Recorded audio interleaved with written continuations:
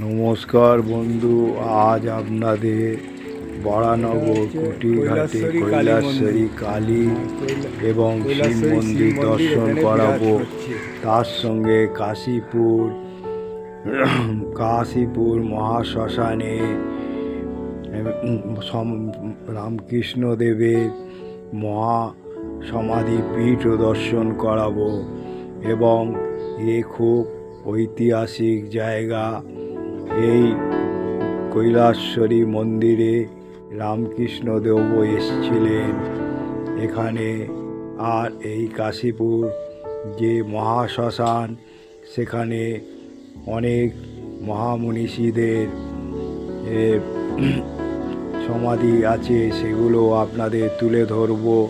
এবং চলুন, এগুলো আপনাদের দেখতে খুব ভালো লাগবে। এই মহাশ্মশান অনেক ঐতিহাসিক জায়গা। আর এই কৈলাসেশ্বরী কালীও এখানে কিছুদিন আগে কল্পতরু উৎসব পালন হয়েছে। চলুন আপনাদের নিয়ে যাই আজ কৈলাসেশ্বরী মন্দিরে, এবং এই মন্দির দর্শন করুন এবং ভালো লাগবে। আপনারা পারলে এটা আসতে কোনো অসুবিধা নেই, কুটিঘাট হয়ে চলে আসতে পারেন বা কাশীপুর হয়েও আসতে পারেন। 4 নম্বর বাস স্ট্যান্ড থেকে হেঁটেও আসতে পারেন। শিব মন্দির এখানে বিরাজ করছে। আর কৈলাসেশ্বরী মন্দিরে আপনাদের কুটিঘাট থেকে আসতে খুব সুবিধা। কালী মন্দির এবং কৈলাসেশ্বরী শিব মন্দিরে এনেছি। এখানে দেখুন একটা মনসা গাছ, এখানে সব শিবলিঙ্গ রাখা আছে। এটা স্মৃতির স্মরণে পরিদে নন্দলাল করেছে। আর এখানে হাত ধোয়ার ব্যবস্থা আছে। মন্দিরে দেখুন কত সুন্দরভাবে। আর এই মন্দিরে দেখুন জবা ফুলের গাছ রয়েছে ছোট্টর ওপরে। আর মন্দির চূড়া বিশিষ্ট মন্দির, দেখুন চূড়া বিশিষ্ট মন্দির। আর এখানে দেখুন ফুলের গাছ, বেল গাছও আছে এই মন্দির প্রাঙ্গণে। কত সুন্দরভাবে বিরাজ করছে। এখানে দেখুন হোমযজ্ঞ হয়। এটা হচ্ছে হোমকুণ্ড দেখুন। আর এখানে ভক্তরা ধূপ মোমবাতি দেয়।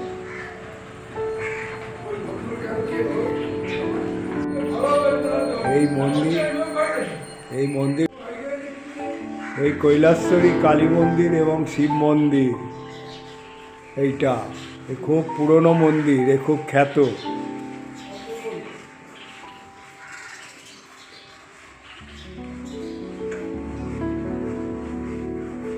চলুন আজ আপনাদের কৈলাসেশ্বরী কালী মন্দির দর্শন করায়।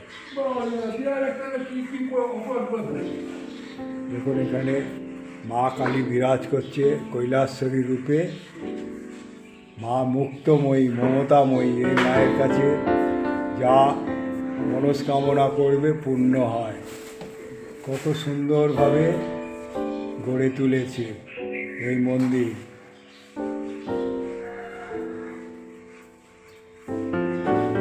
মশাই বললেন এই মন্দির 110 বছর ধরে এই কৈলাসেশ্বরী মা বিরাজ করছে।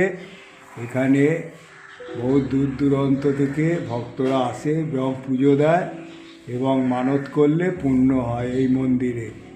আপনারা আশা করি এই মন্দিরে আসবেন, পুজো দেবেন। এই মন্দিরে আসতে কোনো অসুবিধা নেই।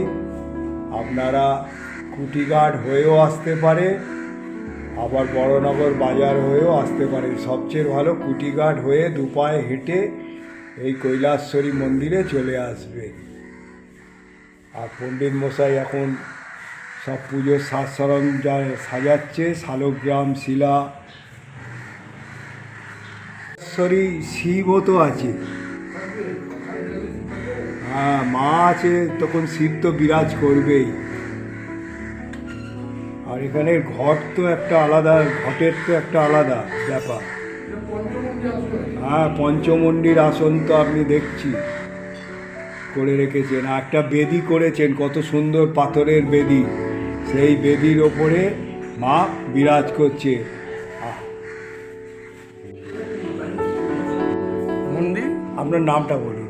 হরেকৃষ্ণ মুখার্জি। হরে কৃষ্ণ মুখার্জি পণ্ডিত মশাই আমাকে দু চার কথা বলছে এই কৈলাসেশ্বরী মন্দির এটা সম্বন্ধে। উল্টো দিন প্রতিষ্ঠা হয়েছিল, উল্টো রথে রথের দিন প্রতিষ্ঠা হয়েছিল। উল্টো রথে এখানে মায়ের বিরাট পুজো উৎসব হয়, রাত্রের পুজো। মায়ের 5-6 হাজার লোক ভোগ নিয়ে যায়। আচ্ছা, কালী পুজোতে হয়, বলি হয়, দুর্গা পুজো হয়, কুমারী পুজো হয়, দুর্গা পুজোতে নবমী দিন বলি হয়। আর 25 অমাবস্যা রাত্রিরে পুজো হয়, ভোগ হয়, তারপরে 1000-2 লোক ভোগ নেয়। ভোগ খায় এখানে পঞ্চম আকারে পুজো হয়। পঞ্চম আকারে। আর এই হচ্ছে কৈলাসশ্বরী কৈলাসচর কালী মন্দির, কালী মন্দির।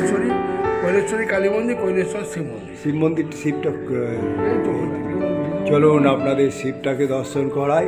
আর এখানের বাৎসরিক বলতে উল্টো রথের দিনে এখানে বাৎসরিক শিব বাবাজি এখন ঠান্ডার জন্য ঢাকা আছে, দেখুন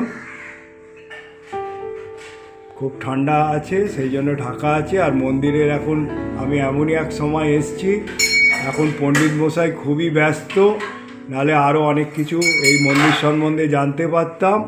তা আমি যতটুকু জানলাম আপনাদের কাছে তুলে ধরছি এই মন্দির সম্বন্ধে। আর এই মন্দিরে আপনারা আসবেন, কিভাবে আসতে হবে সেটাও বলে দিলাম।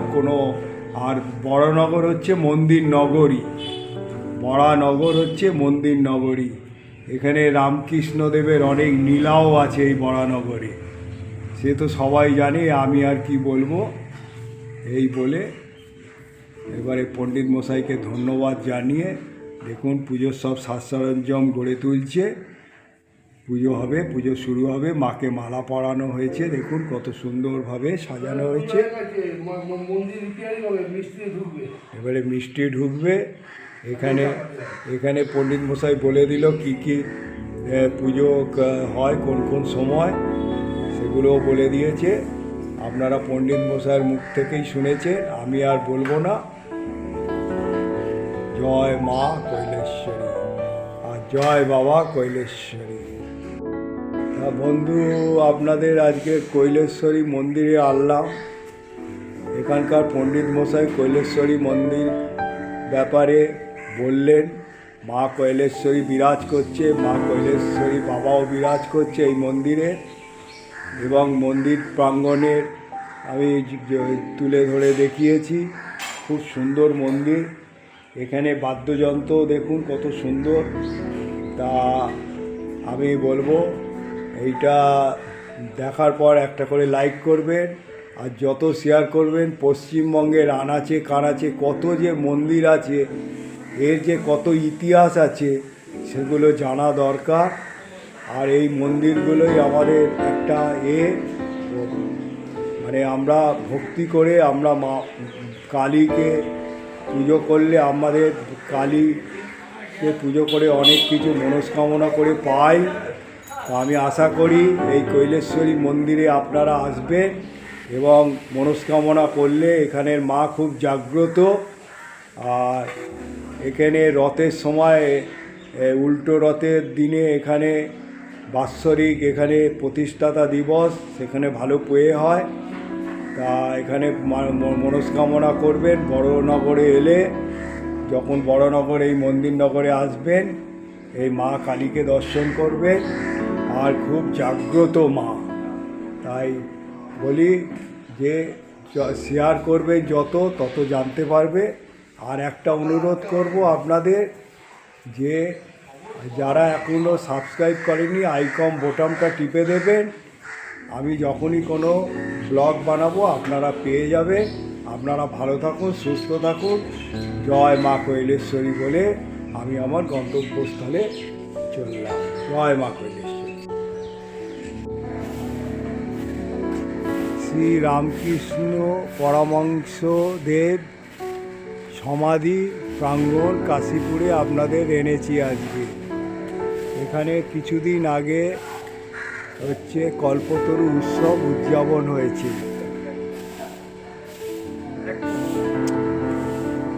তা দেখুন এখানে একটা বটবৃক্ষ রয়েছে, কত সুন্দরভাবে এই মধ্যিখানে এই বটবৃক্ষ গড়ে উঠেছে।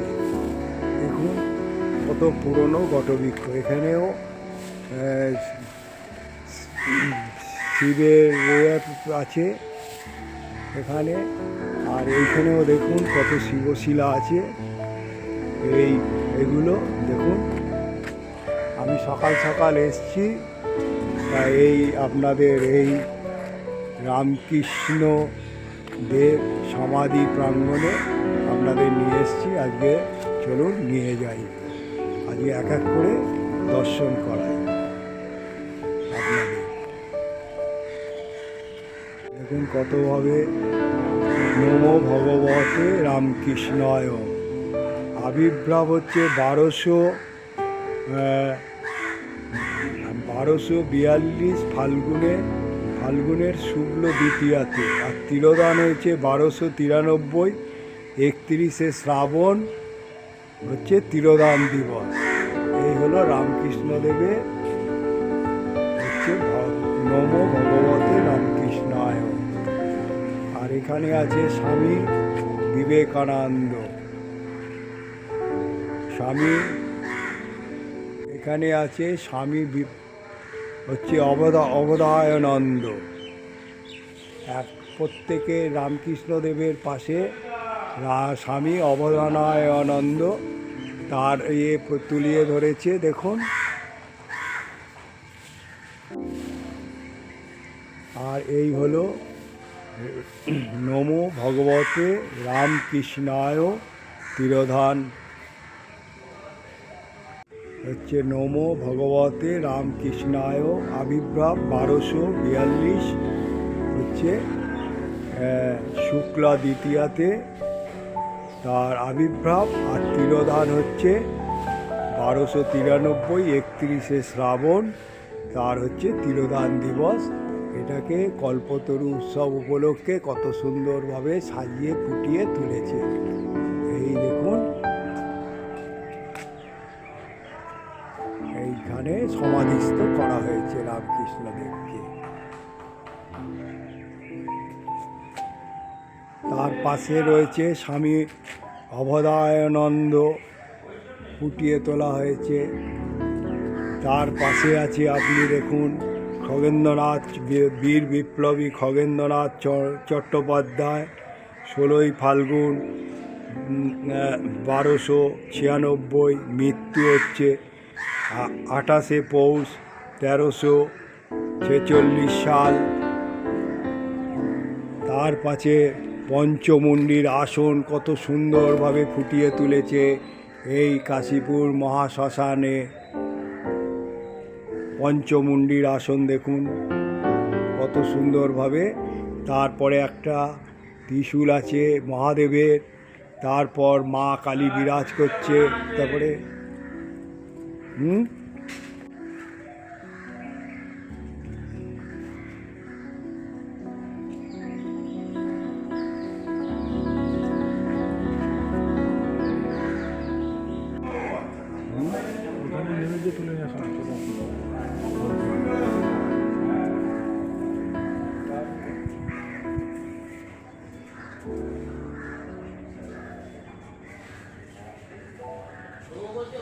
মহেন্দ্রনাথ গুপ্ত লিখেছেন, যিনি এইগুলি বাংলায় শ্রী শ্রী রামকৃষ্ণ কথামৃত এই বইয়ের আকারে প্রকাশ করেছেন। তার আধ্যাত্মিক জীবনের তীব্রতা ও অন্তহীন ও আধ্যাত্মিক পরিচর্যা অন্বেষণকারীদের অন্তহীন স্রোতে রামকৃষ্ণের স্বাস্থ্য সম্পর্কে বলা হয়েছিল। 1885 সালে তিনি গলার ক্যান্সারে আক্রান্ত হয়। তাকে একটি প্রশস্ত শহরতলির ভিলায় স্থানান্তরিত করা হয়। সেখানে তার তরুণ শিষ্যরা দিনরাত তাকে লালন পালন করে তিনি তাদের মধ্যে এক অপরের প্রতি ভালোবাসা জাগিয়েছিলেন এবং এইভাবেই রামকৃষ্ণ মঠ নামে পরিচালিত ভবিষ্যতে সন্ন্যাসী ভ্রাতৃত্বের ভিত্তি স্থাপন করেছিলেন। 1886 সালে 16ই আগস্ট ছোটোবেলায় শ্রীরামকৃষ্ণ ভৌত দেহ ত্যাগ করেন, ঐশ্বরিক মায়ের নাম উচ্চারণ করেন এবং অনন্তকালে চলে যায়। রামকৃষ্ণর বাণী, বিশ্ব সংস্কৃতি, শ্রীরামকৃষ্ণের অবদান। রামকৃষ্ণের কিছু বাণী আছে পবিত্র জীবনে, যা হাজার হাজার মানুষকে ঈশ্বর ও ধর্মের চিরন্তনের সত্যে বিসর্জন বা পুনরুদ্ধার করতে সক্ষম করেন। আজ আপনাদের কৈলাসেশ্বরী শিব এবং কৈলাসেশ্বরী কালী মন্দিরের সঙ্গে কাশীপুর মহাশ্মশান, রামকৃষ্ণদেবের সমাধি প্রাঙ্গণ দর্শন করালাম। পবিত্র এই সমাধি প্রাঙ্গণ, এখানে আপনারা চলে আসতে পারেন। কাশীপুর হয়েও আসতে পারেন, কুটিঘাট হয়েও আসতে পারেন, হাওড়া হয়ে আসতে পারেন, বেলুড় হয়েও আসতে পারেন। জয় রামকৃষ্ণ।